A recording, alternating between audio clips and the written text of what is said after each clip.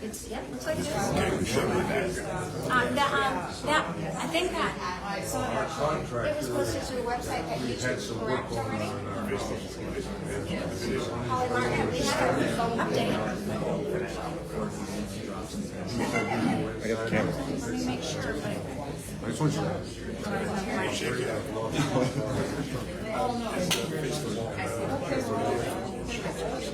Trying to see if it's up on the website.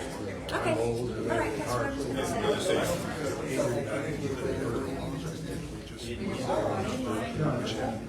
No, I just want to say, I'm going to apologize. I'm just going to say we posted it. We were doing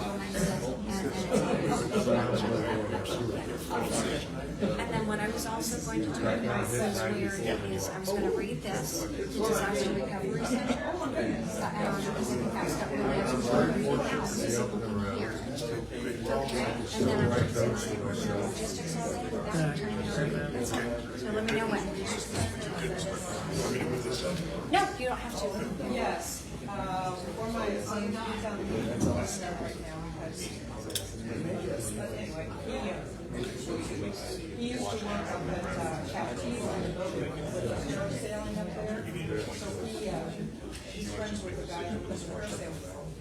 And they're lonely. For day 8. They're going back and forth every day. He just needs to go out and go to work on Friday.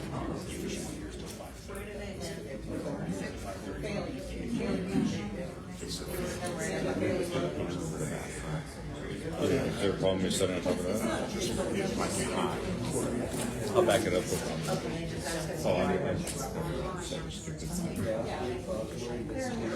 yes, I'll just go up.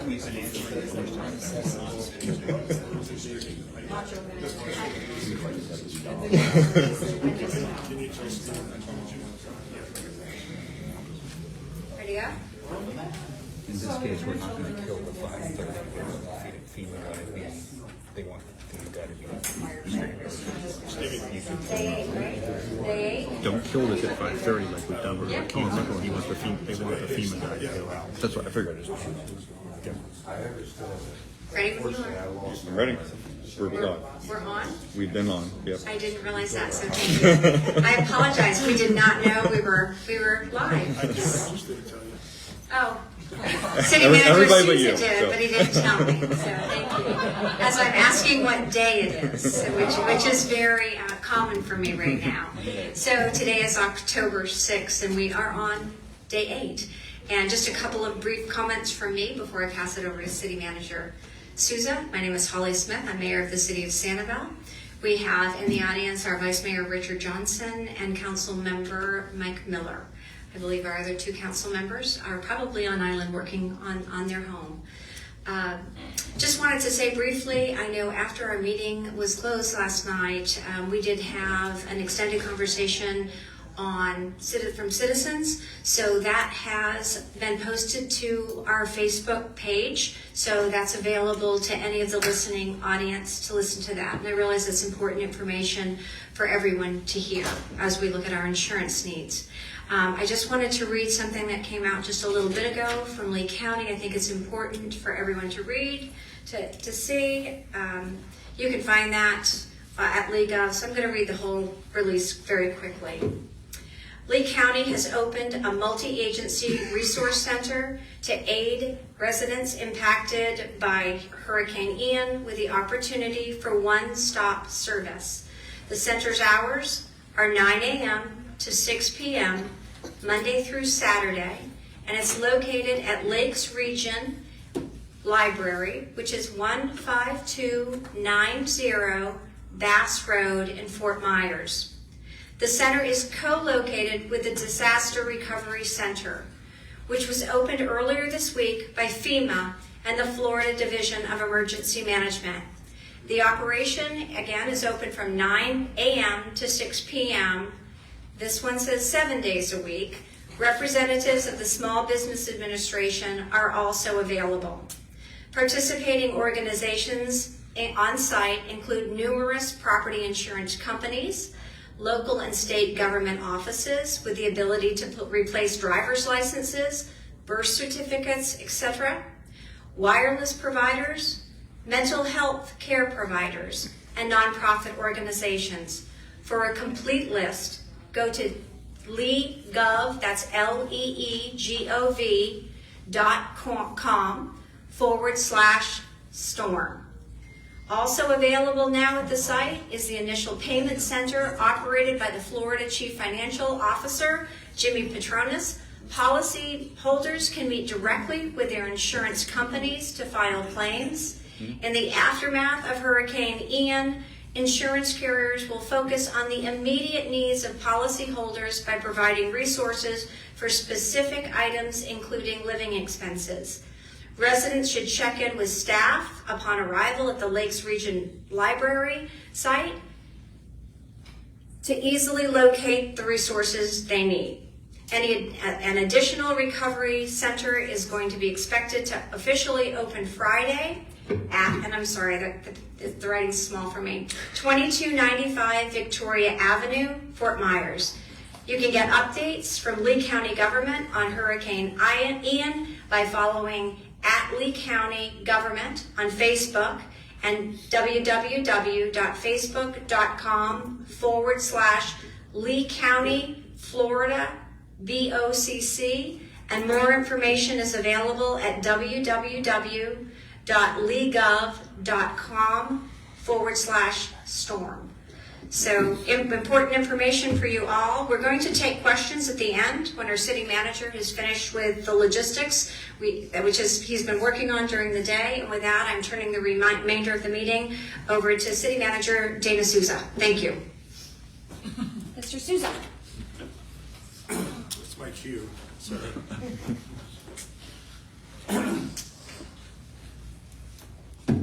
Good afternoon, everyone. Dana Souza, City Manager, and today was one of those crazy days. Lots of things coming in, information to process, trying to figure out how we're going to work through some conflicts, which we always do. That's the good news. But it was just one of those days where there was a lot of things in motion. At the end of it all, though, they're all good things. It means that people are responding, agencies are responding, and good work is being done. I have a couple of thank yous that I want to start off with, because I'm trying to mention different people that are so engaged in this process, but you don't get to see them because they're the people that give me good things to report. So first is Matt Fannin and Joel Coet. Matt Fannin is in our Recreation Department, Joel is in our Natural Resources Department, and they're our EOC representatives. And so since the storm, at the beginning of the storm, they were each pulling 12-hour shifts, 7 to 7, and taking turns, so we had consistency at our desk at the EOC.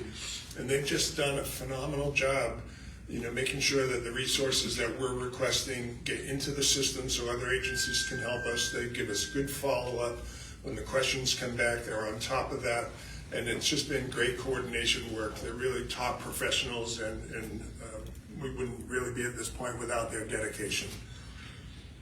I want to also thank all the agencies that are working with Joel and the EOC and Matt and all the other folks, but there's one person that I want to call out who sort of has been my connection to county government and to the EOC and everything that we've needed through the county, but they've helped with state coordination, and that's the Assistant County Manager, Glenn Salyer. Just an incredible resource for us, always available to me, and I couldn't be where we are without him. People are asking about donations. Where can we donate? How can we help? And we have talked with the Charitable Foundation of the Islands, and they are going to be working to set up something on their website. So if people want to donate, they can go to their website and make donations. And then they'll also be working what relief funds might come out of those donations. I'll announce now, and then I'll announce it again. Yesterday we had some folks from the insurance industry who stayed to provide some information for you. They were not affiliated with the city, but it was insurance professionals that are here in our area that organized that, and I think that it was people stayed. As the mayor said, that was recorded and it's available. But today we will have Dewana Davis, who is with FEMA, and she has information on the personal assistance that's available to residents who have been affected by the storm.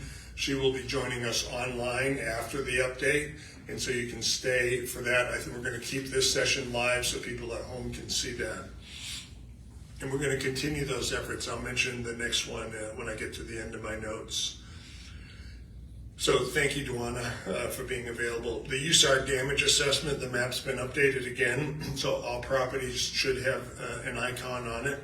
And if we, as we have recommended before, if the assessment grade is destroyed, major damage, or inaccessible, we're adding that to it because that means they couldn't view the building, it should be considered unsafe.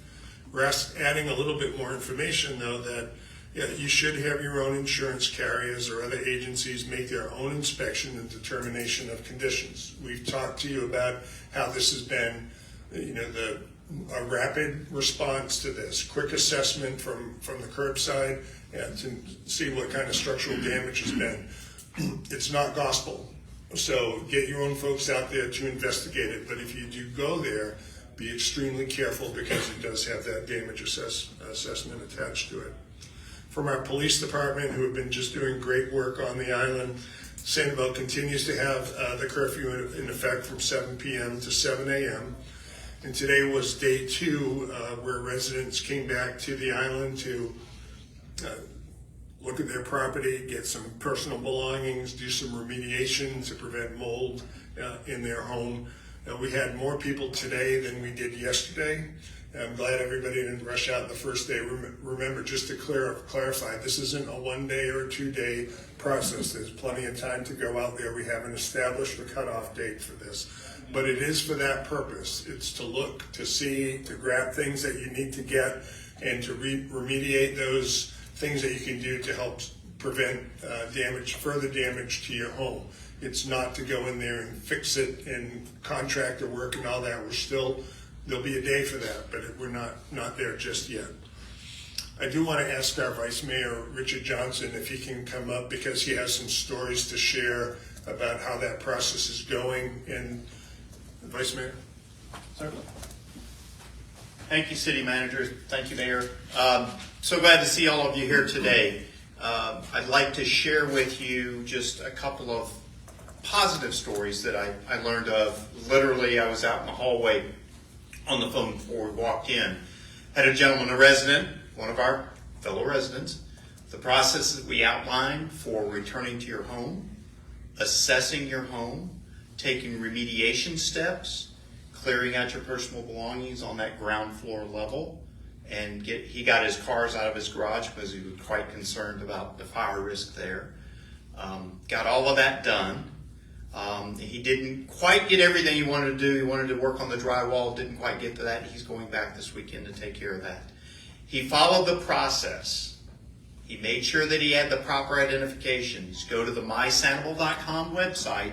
It will give you each one of the steps that you need to take so that you can safely, legally, and quite frankly, appropriately return to your property so you can take care of your business. It worked exactly like we described it for him. He said it wasn't perfect, it was hot, it was a long boat ride over there. I was a little bit shocked about what I saw when I got there. However, the process worked. And I was so glad to hear that. Another story I'd like to share with you, I was speaking with another island resident who also happens to own a business on the island. He had the opportunity. His place was mixed bag. He had complete destructions in some areas. Other areas that were more recently built and built to the hurricane standards, behind the coastal setback line, raised up, not a scratch on them. Unfortunately, he had some very old properties that were built closer to the ground in front of the coastal setback line, and they literally are not there anymore. The reason I share that with you is, despite all of that, his resolve to get back to the island, his resolve to begin that rebuilding process, and a couple of days ago I talked to him, it was pretty low. He's now energized. He's seen it. He's dealt with it. he's ready to move forward. And I think those are two very positive stories that I wanted to share with you. And just if you're waning in hope, I also found out that I just looked on the Lee County EOC map. My business is not on there, but that's a whole other story. I know what that looks like, and it's not pretty. But my home is on there, and my home has I think I'll be able to inhabit that home when the time comes. So a little bit of good news. Lost everything from the business, but I still have a home on Sanibel. Sanibel will always be my home. Thank you very much. Thanks, Richard. Thank you, Vice Mayor. I just want to make one correction. So DeWanda Davis from FEMA is a regional flood insurance liaison. So that might give you more reason to stay.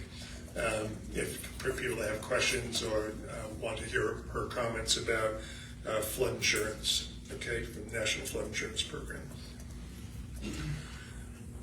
So one thing that I haven't announced before, but that we've been trying to enforce, and as more people go back and we find out that their cars are operable on the island, vehicles cannot be operated on the island, and police are enforcing it. It's just too dangerous with restricted roadways, people walking through the street and riding bikes. Some of them haven't ridden bikes for a while, but they're doing it under these circumstances. We're bringing in more heavier equipment in, so we just don't want your vehicles in there, and the police are enforcing that regulation. An announcement that was made by Lee County today that we pushed out through our news release so residents could see it is that Lee County boat ramps are currently closed for boat launching. They're under the control of law enforcement. From our Public Works Department, 100% of the roads are cleared. And that means that there's a travel rate, right? A couple of side notes. We've announced these before, but we want to make sure people know East Periwinkle Bridge is damaged and the Calusa Shores private bridge is damaged, restricting access at those 2 points. So if that means that you just can't go down Periwinkle the way you would from the Four Corners if you're going to the East End, because that bridge is out.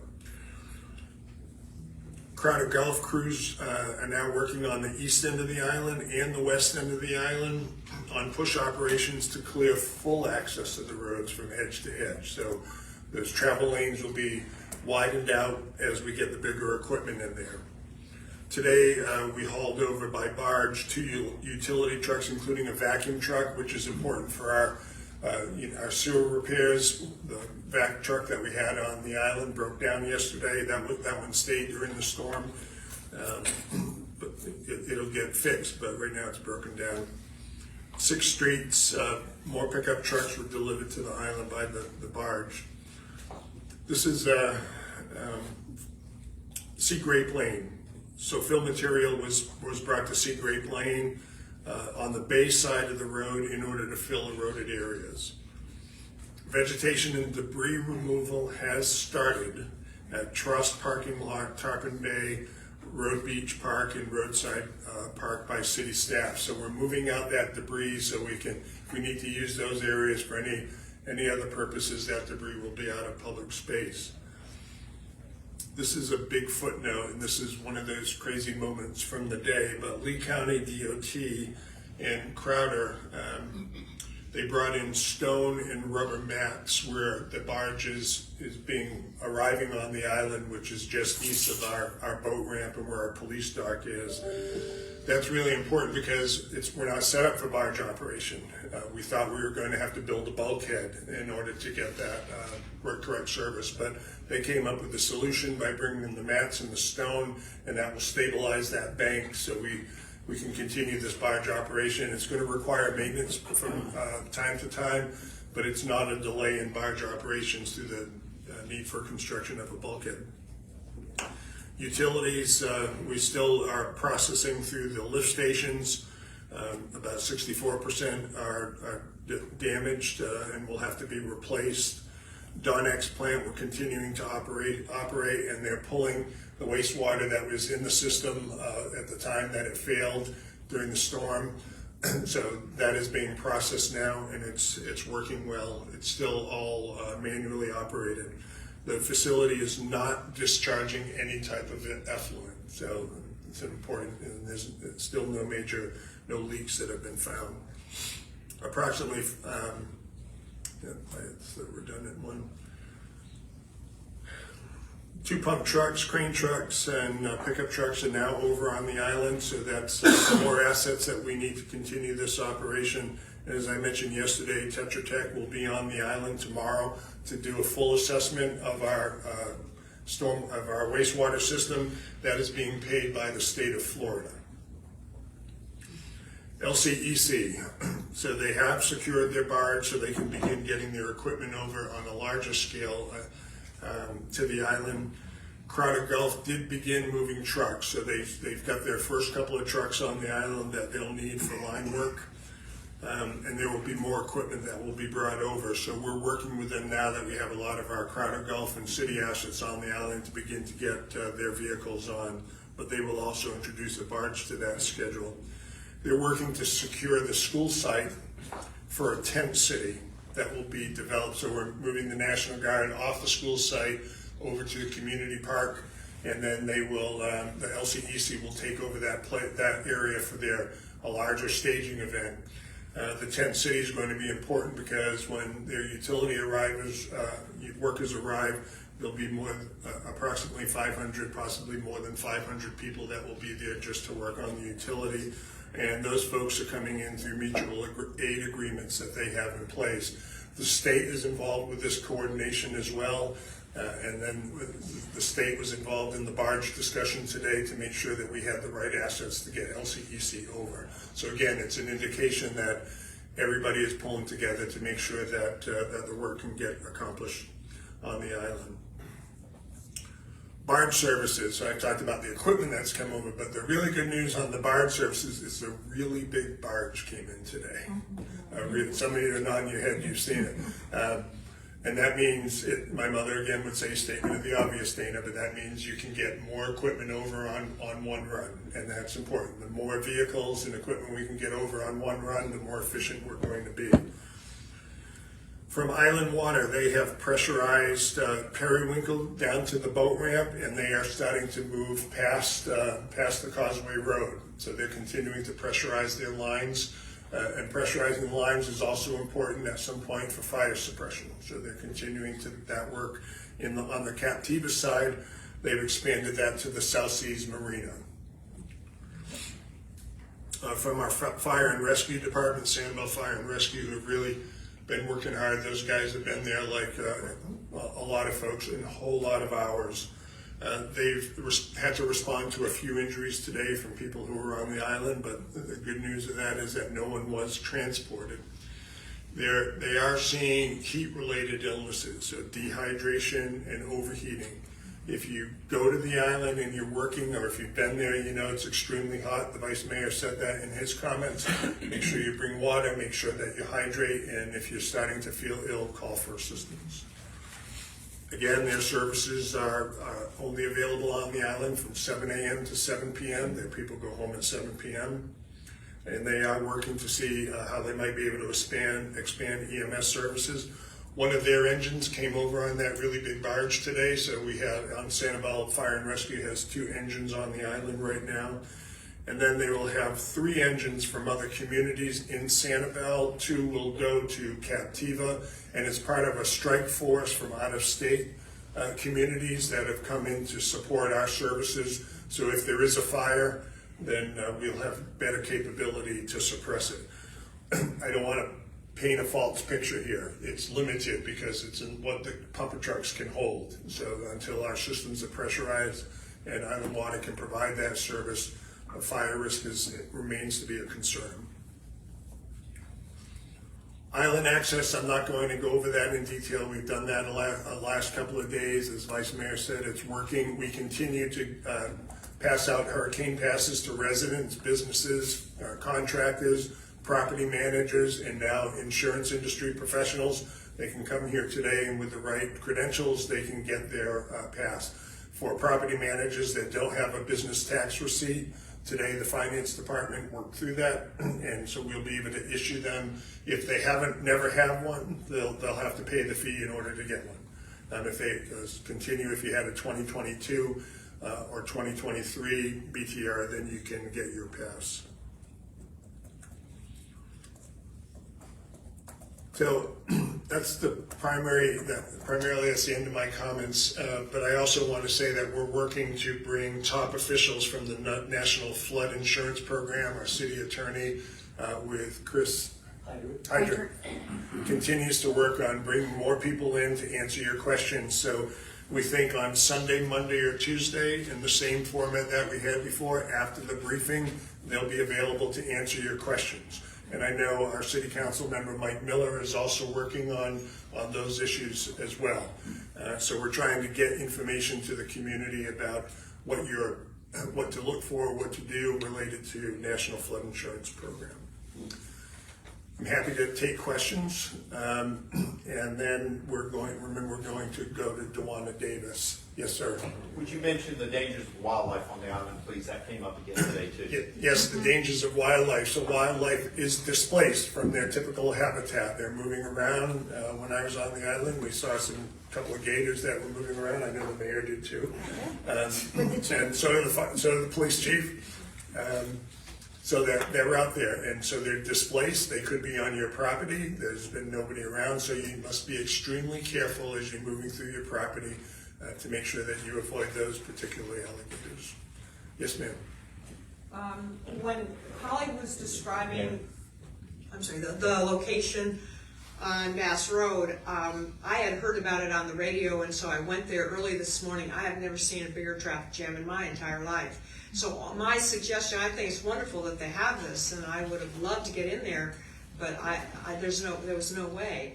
And so possibly if people would wait a couple of days, because it was just announced on the radio and on TV, and now you're announcing it, but if you go all the way over there, you're going to find out that you're going to have to wait such a long time just to even get into a parking place. There's the lawn, everything was just loaded with cars. It was horrible.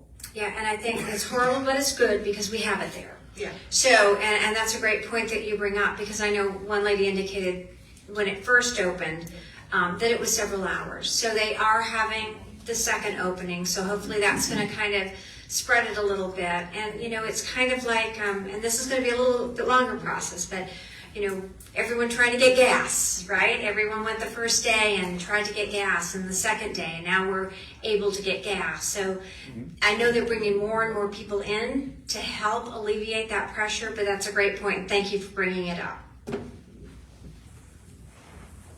Yes, sir. Would you suggest, we're going to our house tomorrow, breaking the breakers, the electrical breakers, so when the electric goes on, it doesn't spark a...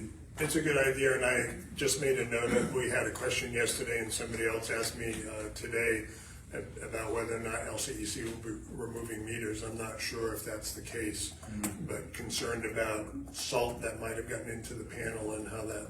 don't want to spark. Yeah, I think it's a good idea, good suggestion. So the suggestion was, if you go into your property, shut off your breakers in your electrical panel to make sure they don't have any surge in the interior home. Yes, sir. Oh, go ahead, I'm sorry. That's right, sorry. Greg DeMarsify for Realty Group. I'm getting a lot of calls about the causeway. Are there any updates you can share on the progress there? I don't have any personally. I know that they were working to mobilize, so hopefully in the next couple of days we'll have some information for you. All right, thank you. But the schedule hasn't changed. It looks really good. A lot better. Did you see it? He has pictures of it in it. Could you just repeat what she just said in the audience? They've almost filled it, the sand all the way up to where the first Why don't part. you give him the microphone? Go ahead. Yeah, just while I was out on the boat today, I headed out to the island. You can see where the first part heading up to the first part of the causeway that we first saw the reports of being filled out. It looks almost fully packed with sand, and it looks like they're hopefully going to be headed over the causeway soon. So I mean, they were on the other side of that sand pack today. So hopefully they're moving. Right. They keep that pace up.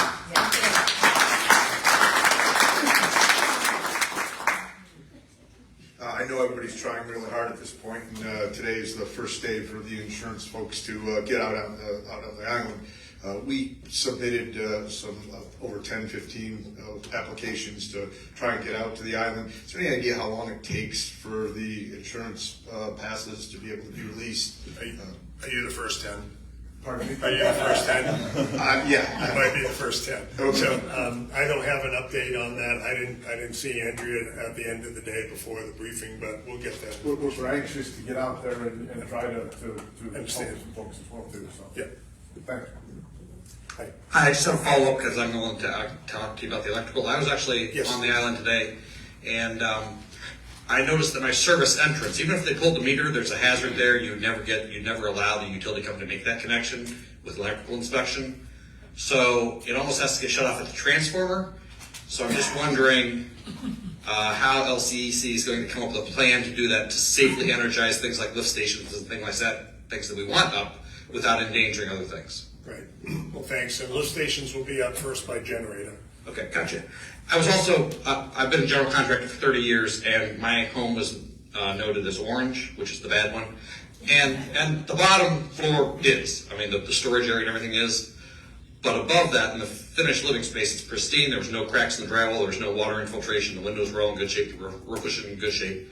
So people that can't get out there, if you have orange, it doesn't really necessarily mean it's horrible, but my neighbor, who was also orange, it was horrible. So it's a mixed bag. Yeah, and that's a good comment, and that's why we say you should do your own. You have expertise. You should do your own inspection.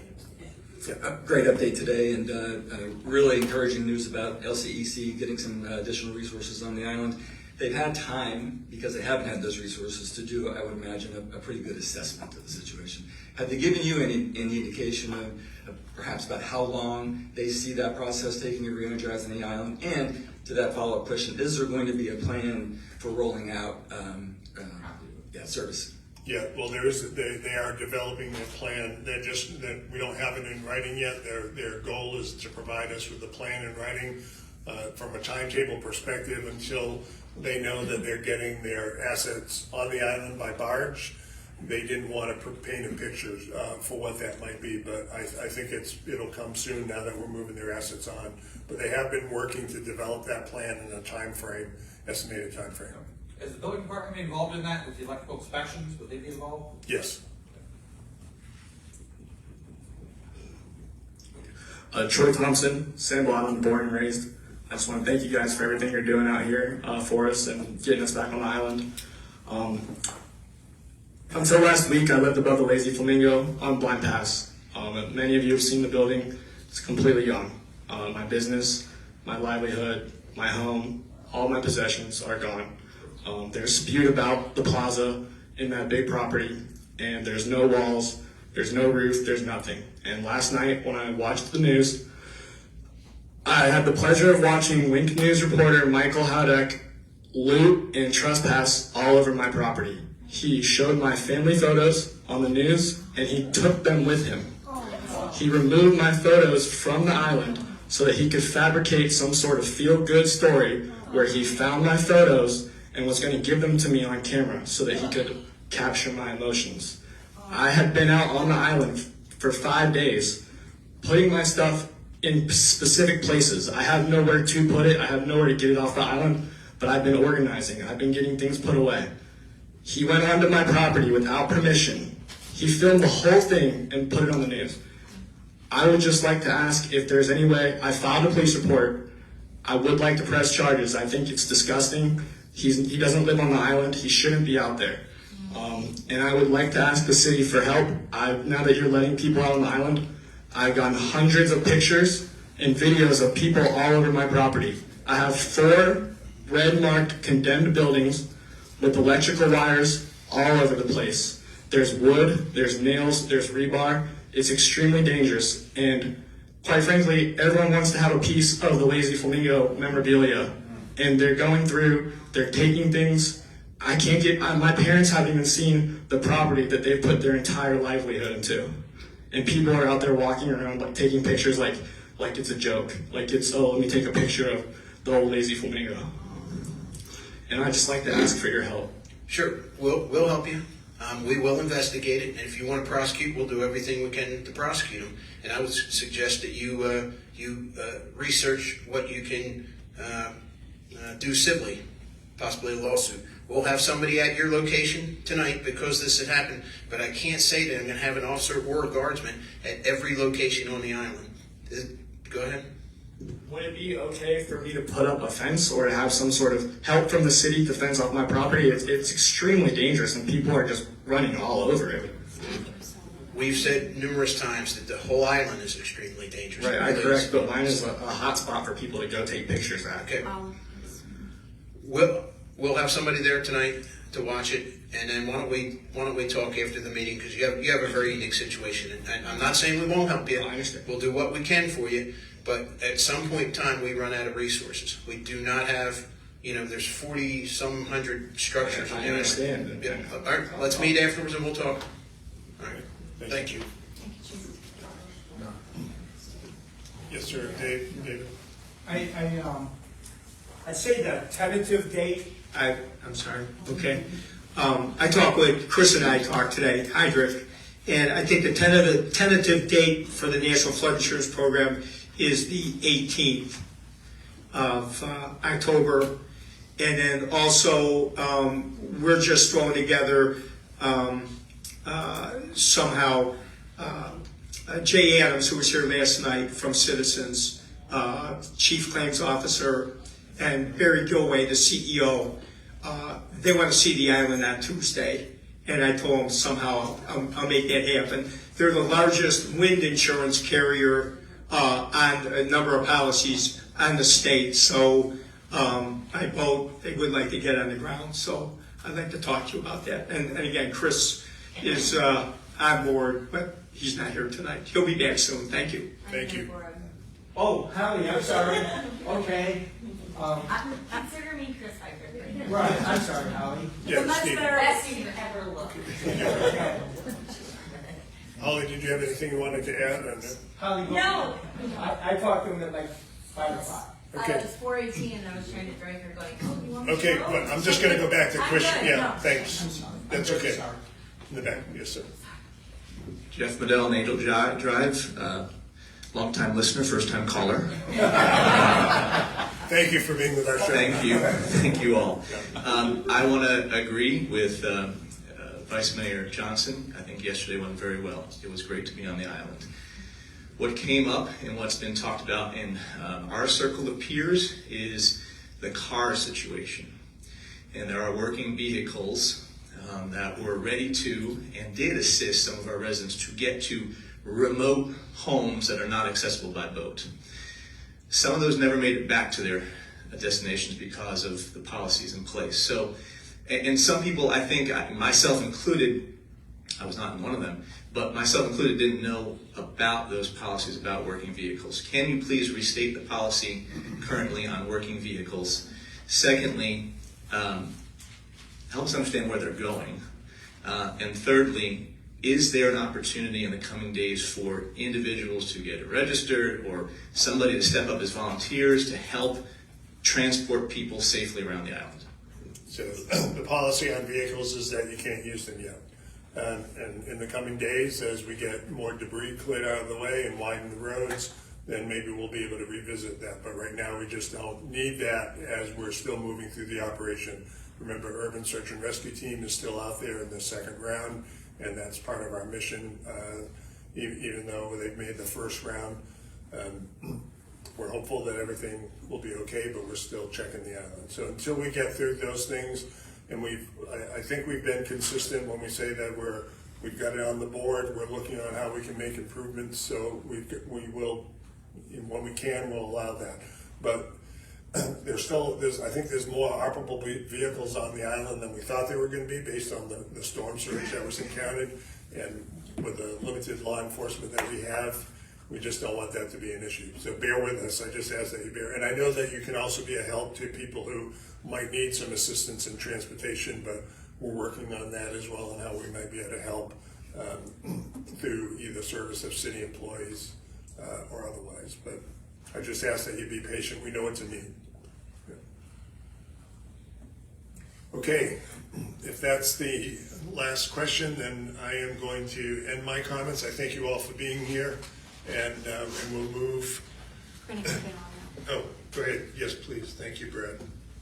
This is Brad, everybody. That was Brad. In our IT department. We're going to go to Dewana Davis with FEMA for the National Flood Insurance Program. Thank you, everybody.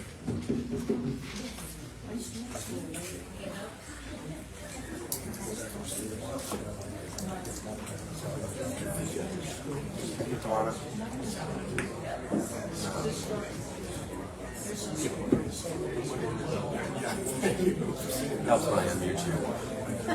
Oh, okay. So you can hear me? Yes, I can. It should be coming up. Okay. Okay, we should be good. If I can man this. Oh, no, well, I can't say the name.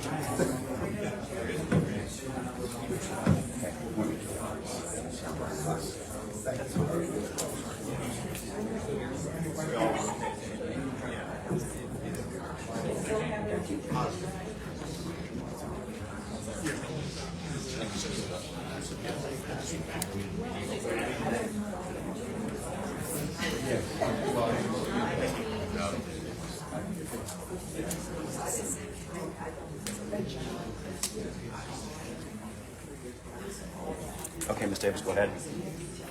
Okay, thank you. All right. Good evening, everyone. Sorry I wasn't able to make it there in person. My name is Dewana Davis. As I mentioned before, I work with the region out of Atlanta, but I'm actually here in Florida now for this event. Really saddened to see some of the damage and everything that you all have experienced. And just wanted to say a few words on the claims process and some basic things to do to start your claims process.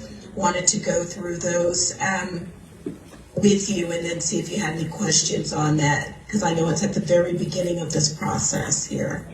So hopefully everyone in the room can hear me. Okay, so one of the first things you want to do if you have a claim, FEMA works two ways.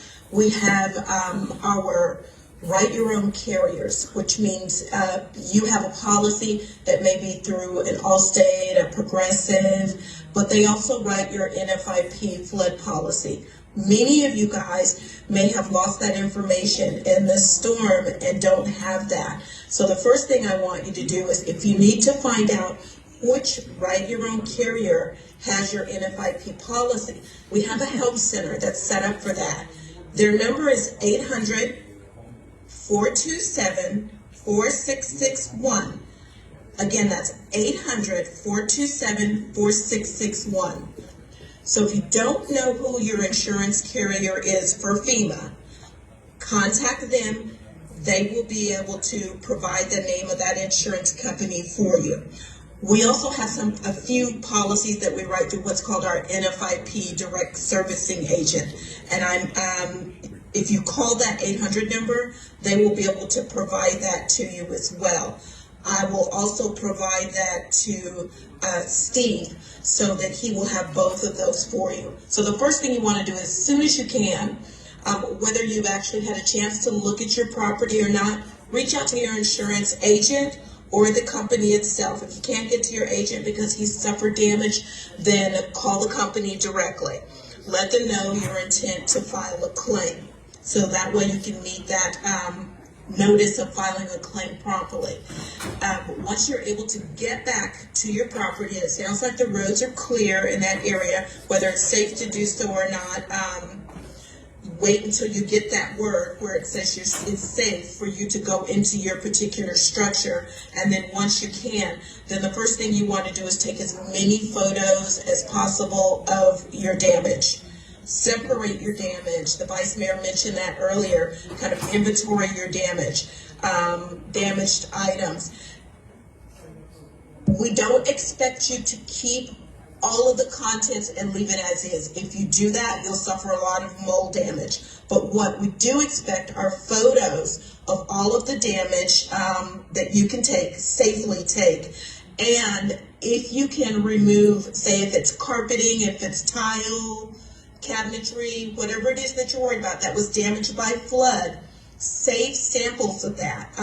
Put them in, large Ziploc bags. Save the samples. But if you need to clean out that lower floor of your home, please do so, as long as you save some samples to prove what you had in your home. Because the onus is on the owner to show what it is that you're filing a claim for. So cut out, the pieces of the flood damaged carpet.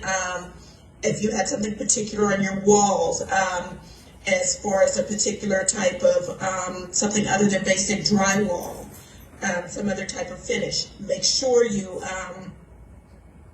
keep samples of that. Keep those in a safe and dry place for you. Any contents that are salvageable, of course, remove those out at that time. Damaged contents, take the time to sit down and make a list of everything in your personal property that's been damaged, same as you would do with your homeowners. If you can remember what the brand was and description, most of you will not have the old manuals from your television when you first bought it or anything. If you do, that's great. If not, remember approximately what you paid for your items and how old it is and the brand name. Just write out a list of that, because you're going to be providing that to the adjuster once they actually get out there. This is a large event, so the adjusters, once you reach out to the insurance company, should be contacting you within a couple of days. They will schedule a time of when it's convenient for both of you all for them to actually come out and look at the property and actually get that inspection completed. And they may actually, in some cases, have to come out more than once, depending on what the damage is. And then when you start, if there's something else that they find as the work eventually begins down the road, or as you clear out more, you may find additional damage. So initially, when they come out, the insurance company can contact you back, and based on the coverage on your policy, you may be able to get an advance payment. I'm sure you guys have heard about that. Partial or advance payment to get you started on that road to recovery.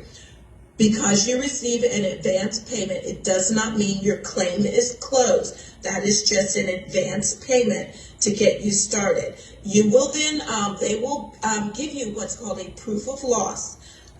You will look at that and acknowledge it with your signature that you're receiving that advance payment. Does not mean you cannot go back and claim additional monies or supplemental damages for that, but it is acknowledgement of your claim and what you're accepting as damage at that time, and the payment that you would receive. So the adjuster itself, he comes out, he takes the photos. From that point, that they call that scoping the loss. They provide that back to the carrier, whoever the carrier is. They prepare an estimate for you. They may come back to you and say, hey, we've got some question on if this was damaged or not. That you may be asked to, and this is going to be the part where it takes patience. You may be asked to say, get with a contractor and get what your get an estimate of your damage, if it's something that they can't see from that first view, because there's going to be a lot of things that they may not be able to crawl into or get to. So they may need a specialist, the person, like the contractor that's actually going to repair it, to give you a copy of that estimate, and you provide that to FEMA. Typically, on any given claim, we expect the proof of loss to be returned to us within 60 days of your date of loss. They are in the process now of extending that proof of loss time period so that it's longer, because it's a large event with a lot of claims, and we expect that some people may not see their property within the first 60 days, more or less be able to get the proof of loss back. So just get that back as soon as you can once you get in there. Once you get to the point of getting a payment, if it's a payment that you're not satisfied with, you think there's more damage to it, to your property, or it's something that you think should have been covered under the policy and they're saying it's not covered under the policy, you do have an opportunity to appeal your claim.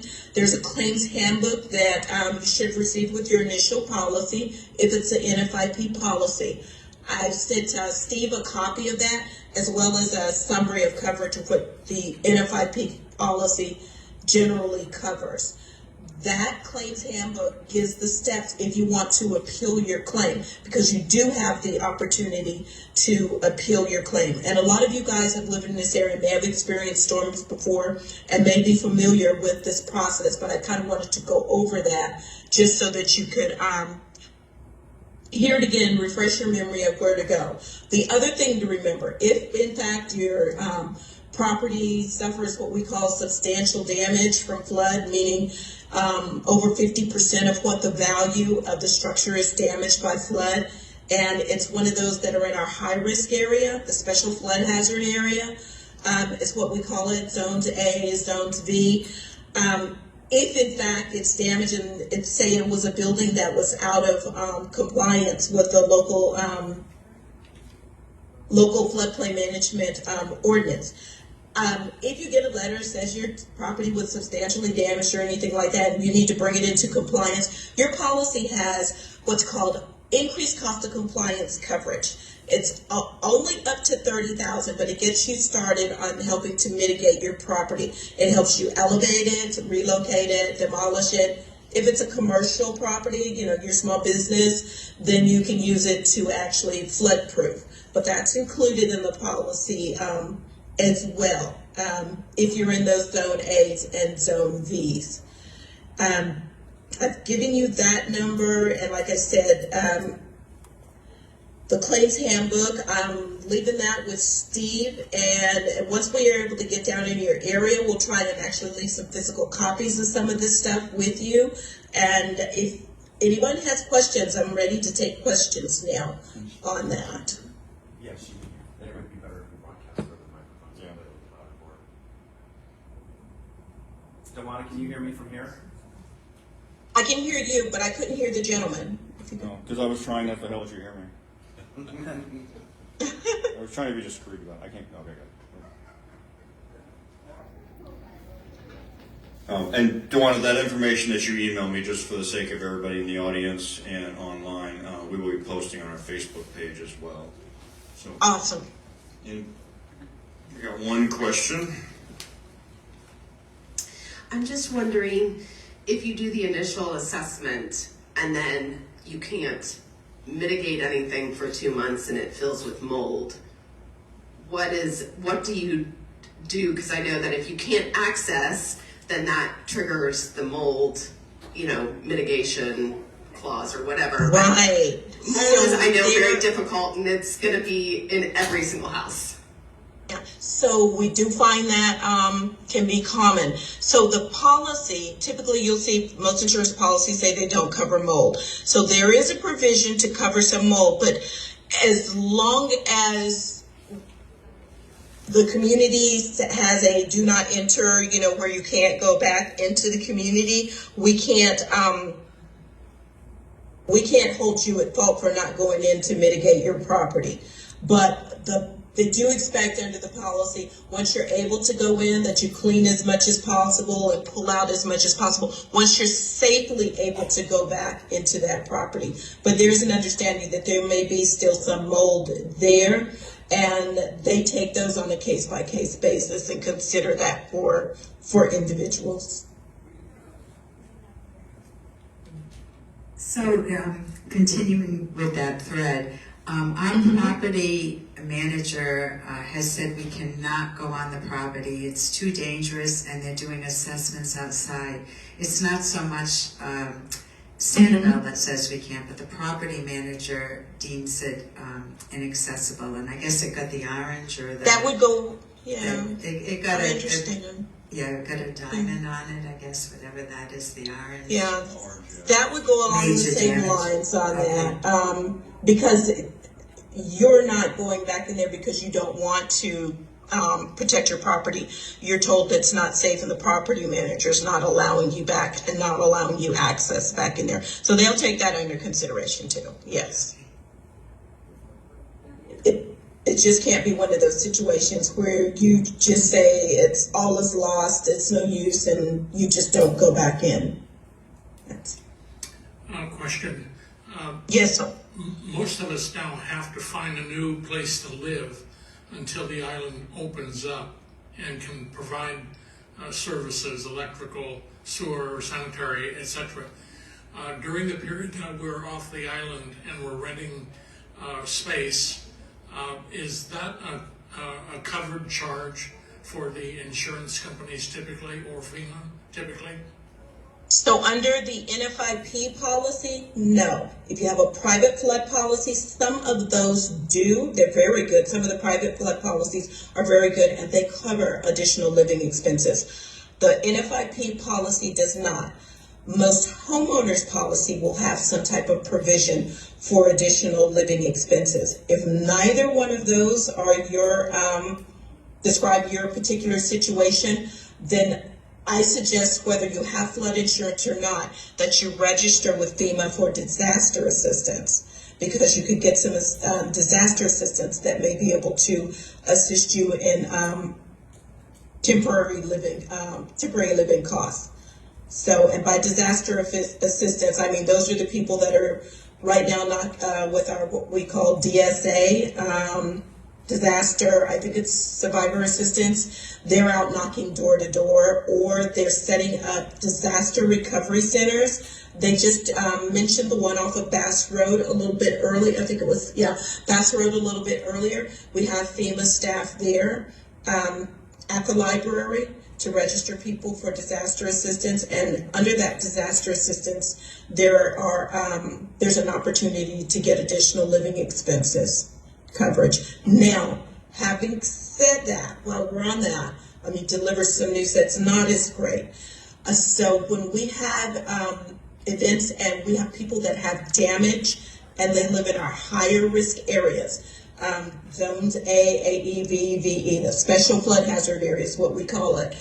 If they were there, if you received disaster assistance in the past and they required you to get a group flood insurance policy, they would have paid for it for the first 3 years, and then after that they said get one of these policies on your own, and you're required to, as a condition of receiving this grant fund or the disaster assistance, and you didn't continue that policy after that group policy expired, they will not give you disaster assistance again.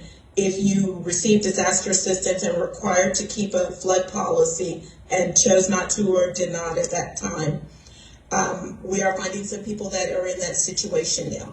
As we go through this, where that is already becoming a question. So just know that that is a possibility. If you were required to have flood insurance and didn't, then they will not offer additional disaster assistance a second time.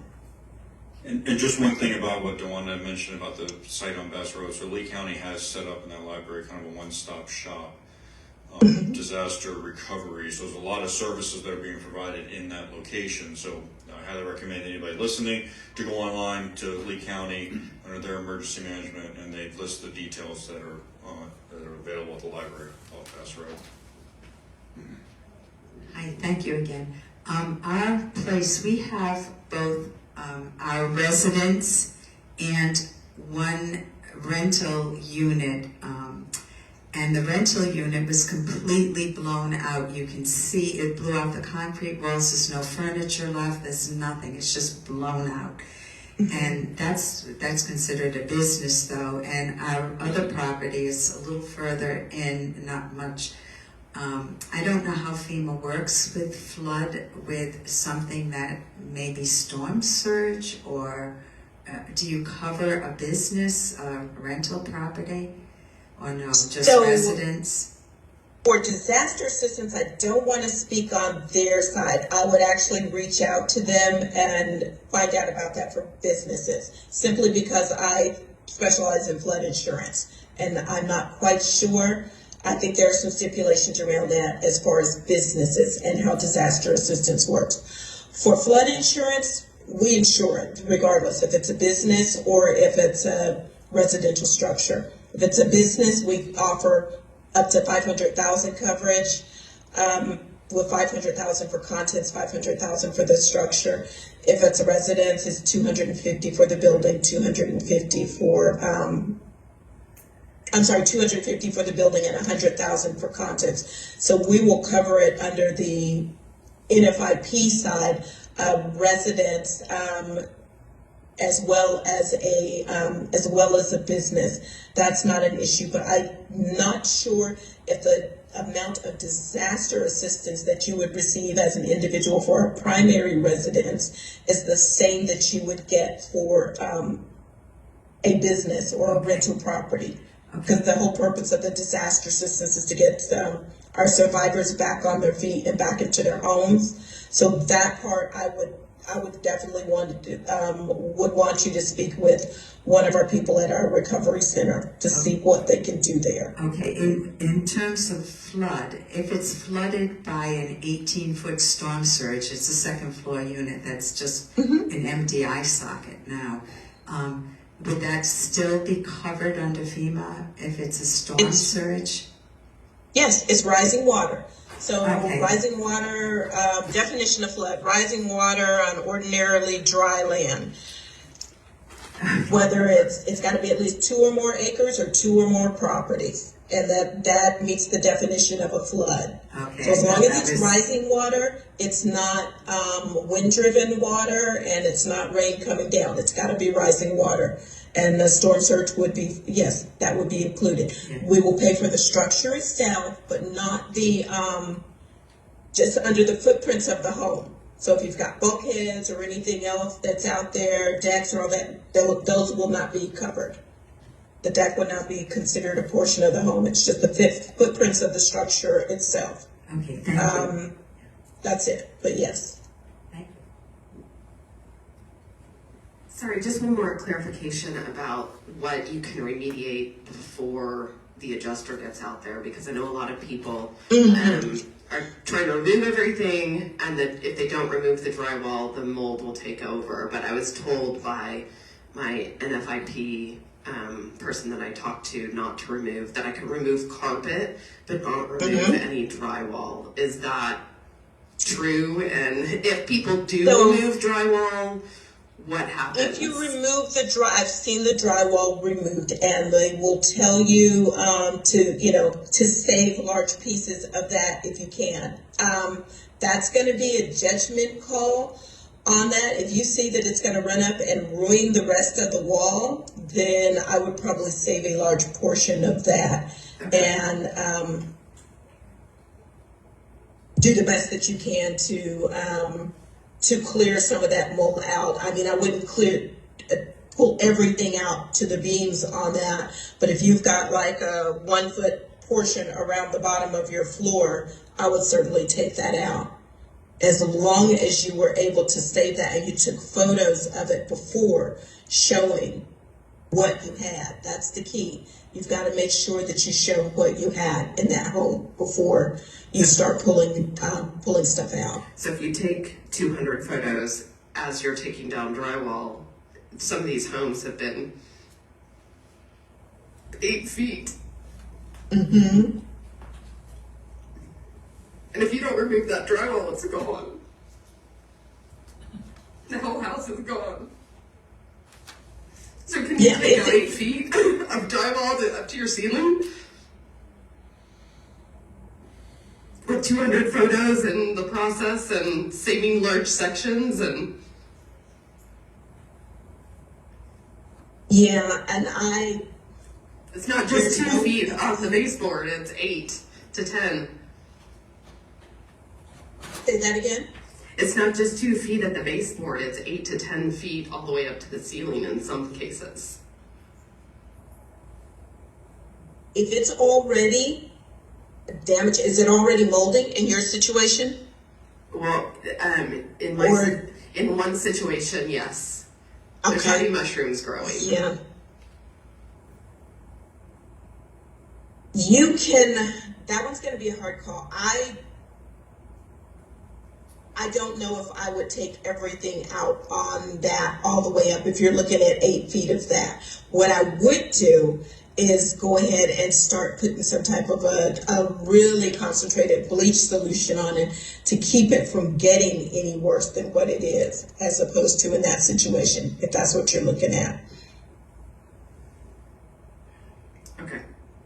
I don't think I would take it, if we're talking 8 feet. If you're talking, a foot or so around the bottom, that would be fine. But if you're talking that much, that may not be in your best interest. You may want to just bleach as much as possible to prevent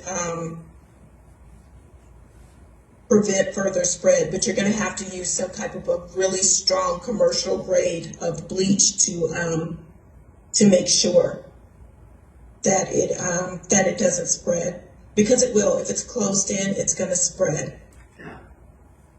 Yeah, I mean, there's no getting around that.